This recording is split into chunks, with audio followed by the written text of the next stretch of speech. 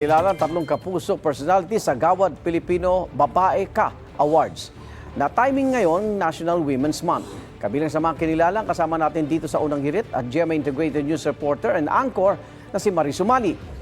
Pati ang GMA Integrated News Reporter din na si EJ Gomez. At Sparkle actress at Encantadia Chronicle Sangre star Glyza De Castro. At para po yan sa kanilang natatanging kontribusyon sa pagtaguyod ng kababaihan sa iba't ibang larangan. Papasalamat sina Maris, EJ at Glyza sa pagkilala. Ginawaran din ng awards sa ibang personalidad sa ilang larangan. These kinds of awards challenge stereotypes.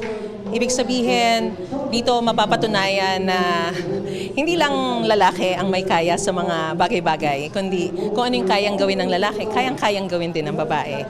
This serves also a challenge for me na ipagpatuloy yung mga responsibilidad and obligations namin bilang isang tapat at marangal na journalist. Isa itong paalala sa akin na patuloy kong pagbutihan, patuloy kong pag-isipan ng mga ginagawa ko, hindi lang sa larangan ng pag-aarte, kundi sa mga advokasya ko, sa mga projects na pinipili ko. Igan, mauna ka sa mga balita, mag-subscribe na sa GMA Integrated News sa YouTube para sa iba't ibang ulat sa ating bansa.